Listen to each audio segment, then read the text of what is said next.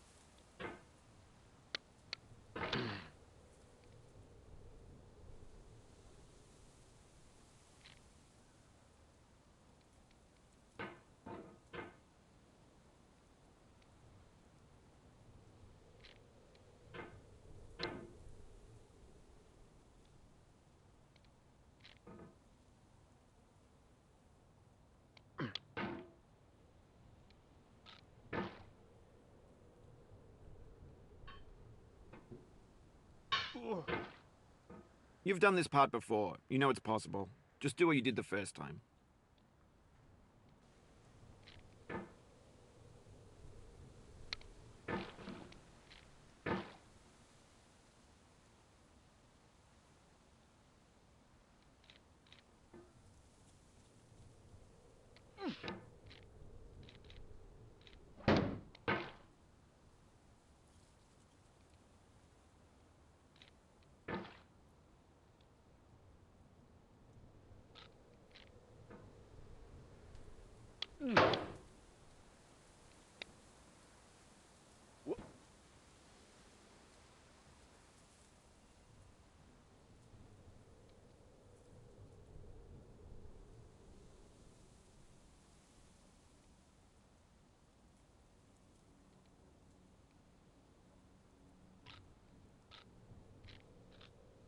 For years now, people have been predicting that games would soon be made out of prefabricated objects, bought in a store and assembled into a world. And for the most part, that hasn't happened, because the objects in the stores are trash. I don't mean they look bad or that they're badly made, although a lot of them are. I mean they're trash in the way that food becomes trash as soon as you put it in the sink. Things are made to be consumed and used in a certain context, and once the moment is gone, they transform into garbage. In the context of technology, those moments pass by in seconds.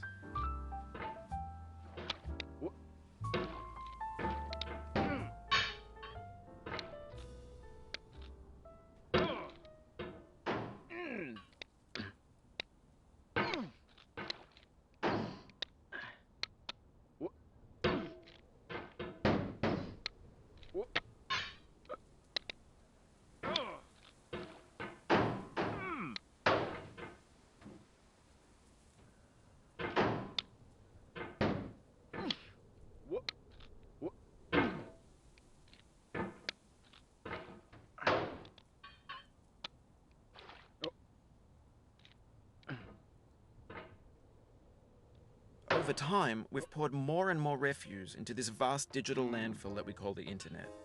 It now vastly outnumbers and outweighs the things that are fresh and untainted and unused.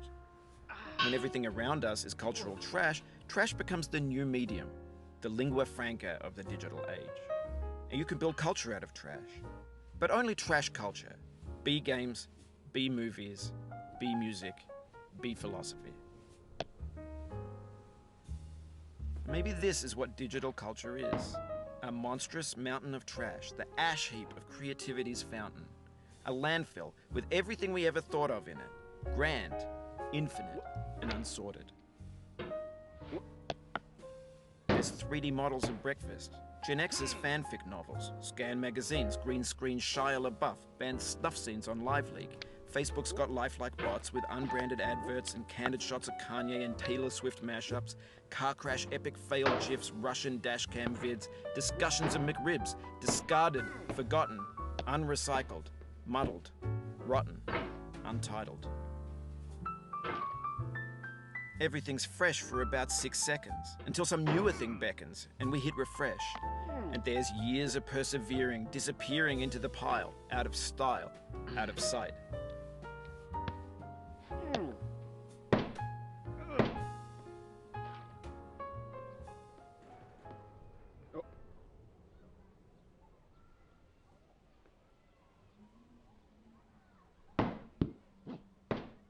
Oh, you just lost a lot of progress. That's a deep frustration, a real punch in the gut.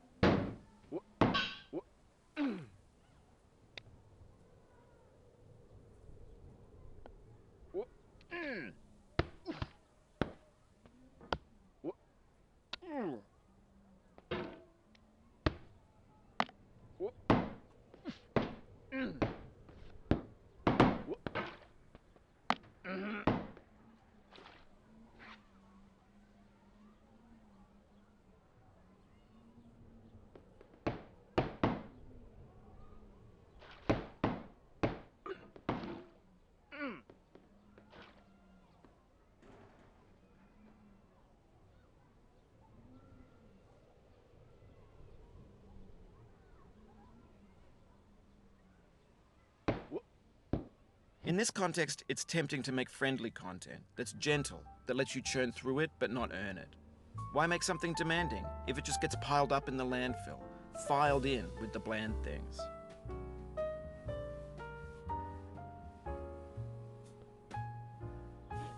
Oof, sorry about that.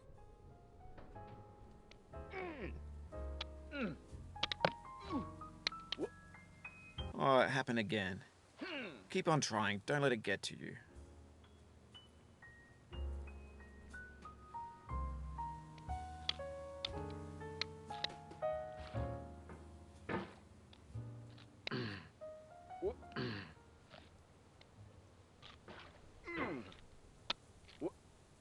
This thing that we call failure is not the falling down, but the staying down.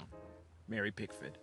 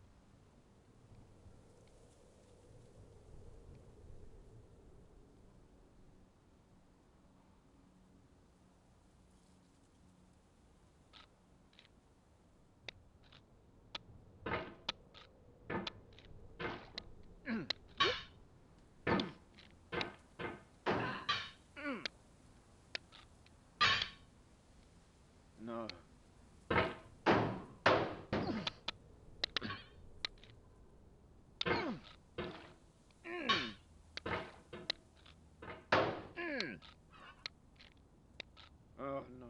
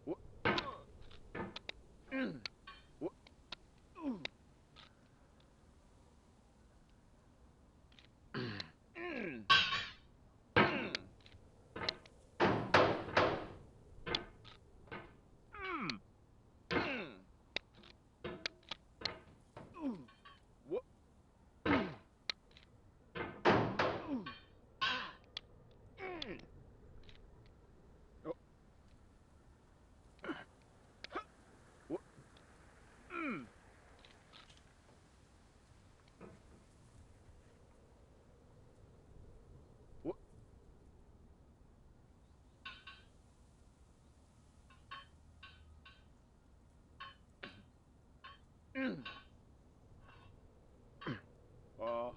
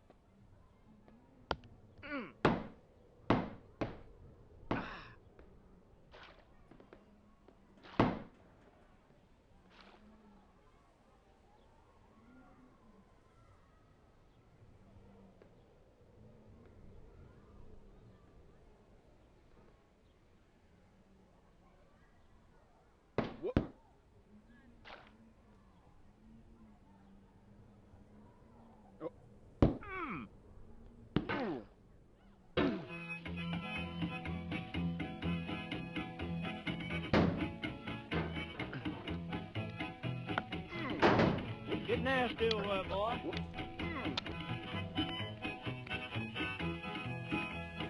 Going down the road